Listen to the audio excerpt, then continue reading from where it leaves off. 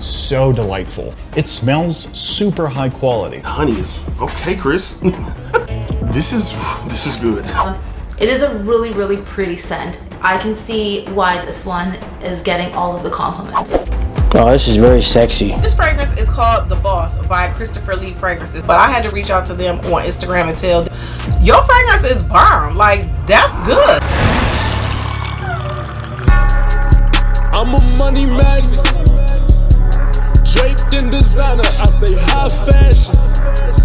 Chris, you bougie, know I'm high maintenance. What's up with it, y'all? It's Big Boss. Welcome to a ultimate review of all of the Paco Rabanne 1 million fragrances, okay? I do have a caveat. A lot of y'all on Reddit and other places was always telling me that there is a 1 million black. Now, there are pictures on the internet of the bottle and a box, but I can't seem to find that fragrance, so I don't know if it's real or not.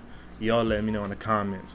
But what I'm going to do is I am going to rank these fragrances at the end, okay? But what I'm going to do at first is I'm going to tell you every single fragrance in the chronological order that they was released, okay? And I'm gonna give y'all a little backstory and a little review on it as well. So if you ever just wanted a crash course of all 1 million fragrances, this is the ultimate video, and I'm Big Boss, okay? Let's get into the original 1 million. Oh, I didn't know you was recording.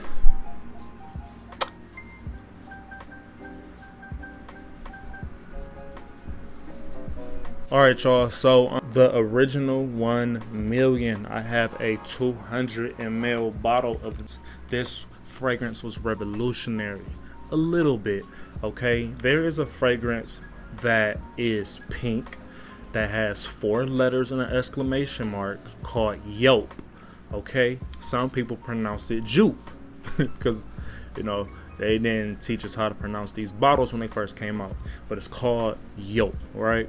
And that was like a real sweet candy-like fragrance, the first cinnamon bubblegum smelling fragrance, and that blew everybody's socks off. It was some of everybody's favorite fragrance of all time. My mom even had a bottle of it, right?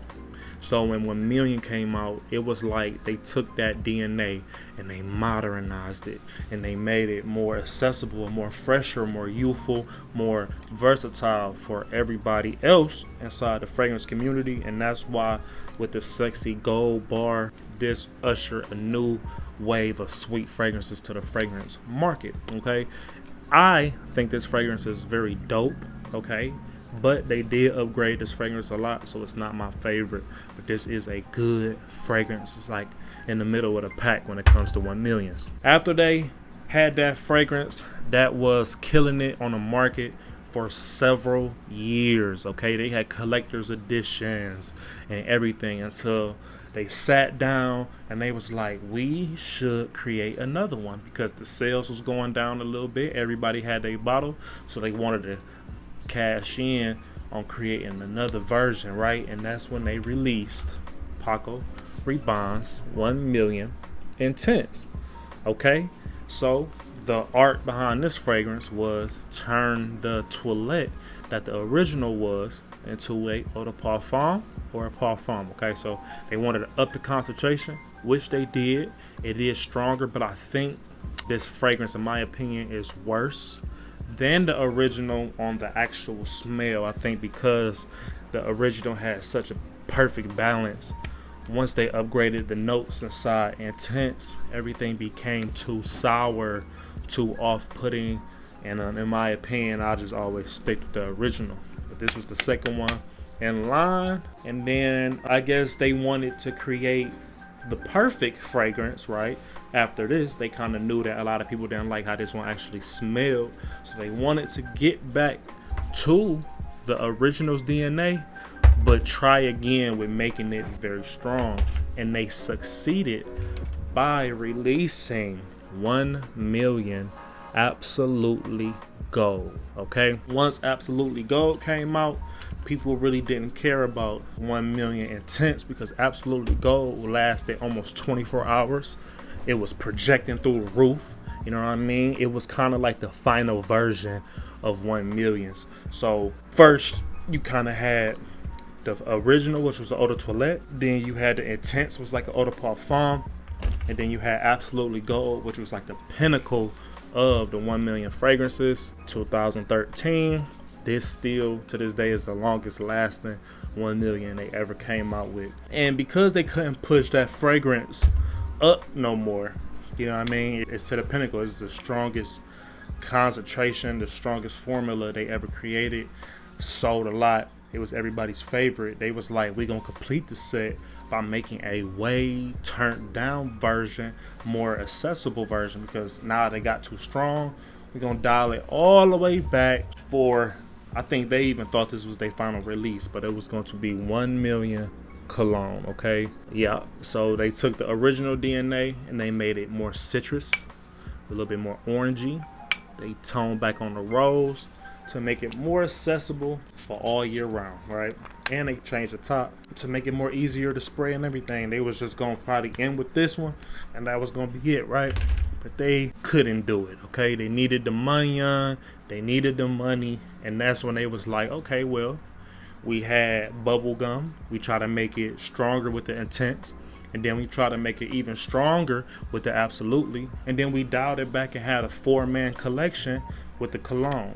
How about we get into the date night scene, right? We make a more darker, sexier version.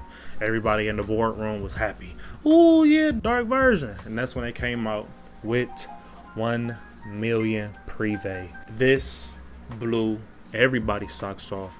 As soon as they dropped it, everybody was like, yes, that's it.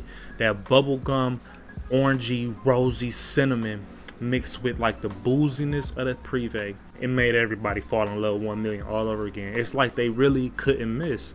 Out of the 5 fragrances they had, 3 of them already was classic fragrances. So they just knew like every other fragrance was gonna be great, okay? And now when they went back to the board meeting, they was like, well, we can just keep making a 1 million fragrance for every single occasion, seeing as how we knew that y'all was waiting for a date night fragrance, okay? So after Privé came, then it was 1 million Lucky, okay? Instead of them making it more like a date night, I honestly don't know what was their like inspiration for this, because they went into a more nuttier plum round. You know, everybody loved this one as well. It was just like 1 million couldn't miss, bro. They came out with 6 fragrances and around 4 of them was bangers, and now this was like a back-to-back championship with the Privé. Everybody loved that one, and including me. That was like one of my favorite 1 millions too. And then like 1 million was universal at this point. They was universal. Everybody looked at them like a popular, powerful fragrance company, and then you know they had to just keep, you know what I mean, winning championships. Then they had a 3-peat with the 1 million Parfum. What the, like, come on now, man. The 1 million Parfum, it's like y'all just can't lose. And that's exactly what was going on, man. They just can't lose, man. The Parfum, it got a star on it, like a little sun star, because I guess they was trying to get real solar with it. They wanted it to smell super godly like. That's kind of what I always imagine with the Parfum. They wanted it to smell like Jesus himself, and that became a household fragrance. Everybody loved that fragrance, and yeah, they 3-peated. And then after they 3-peated, they was like, you know what? Let's go back to the lab. Let's stop playing.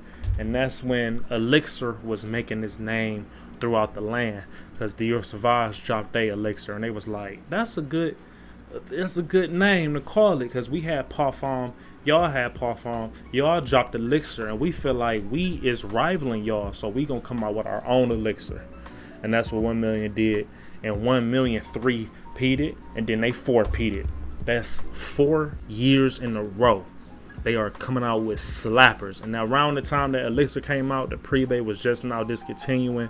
Everybody was sad, but not me, because I picked up a few bottles of them, so I was never really tripping. 4 fragrances in a row, that's killing it, bro.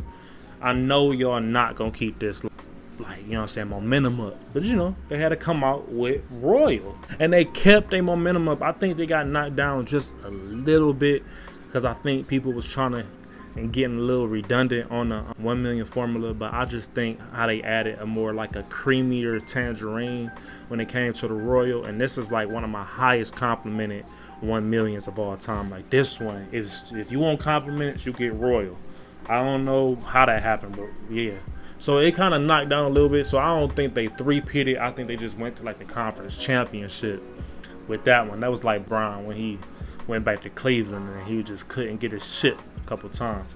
So after they had released Royal, the people in Dubai, you know, anytime they hear about a fragrance making too much money, they be trying to do a little side contract to get some money out of them. So they had to release a Middle Eastern version as well called Golden Oud, which is the first Oud 1 million, and they didn't do bad. Like it smells great. I like that one as well. And then this year, they rebranded because my dude Paco passed away. So now it's just Rabanne. But now they got the 1 million gold, and this is actually the first woody 1 million. So it's like, I don't know, man. They got all these different 1 millions out. They didn't went like through all the different vibes of 1 million. The only thing I can think of is because they went so woody with the gold, they might come fresh again. They might release their first fresh 1 million fragrance, or they might release a primarily dominant rose 1 million. Like, you never know, they could come out with a 1 million with just rose in it. That'd be just crazy too. So let me actually rank these for y'all so I can let y'all know where I stand when it comes to these fragrances. And I don't want nobody in the comments beating me up, bruh, but I've been testing these fragrances for a long time, and I kind of got my little opinion on them. So in last place, I'll have to say it's the cologne. All right, 10th place, I'll have to say Intense. Hey, man, don't yell at me. But in 9th place, I'm gonna have to say Lucky. Yeah, man, it's just too light, y'all. Like, Lucky is just, it's not strong enough for me. That's it. Swear to God. And the scent, just, man, that plum. I don't know. I ain't, man. 1 million gold. I like the woodiness on that fragrances. It lasts long too. Kind of remind me of Santal 33. In 7th place, I would have to say Golden. In 6th place, I would have to say the original 1 million. For the top 5, I would have to say Royal is in 5th place. Then I would have to say Privé is in 4th place. And then, or no, Royal was in 5th place. I hope I said 5th place. I don't remember, but I know Privé is in 4th. Absolutely Gold in 3rd place, longest lasting 1 million. In 2nd place, I'm gonna have to say 1 million Elixir. And then last place, not last place, 1st place, I would have to say 1 million Parfum. So I ranked them all, gave y'all a little history lesson. Hopefully y'all enjoyed that. I want y'all to stay fly, stay looking good. If y'all like this type of video, make sure y'all like, comment, and subscribe. I'm Big Boss, and I'm out.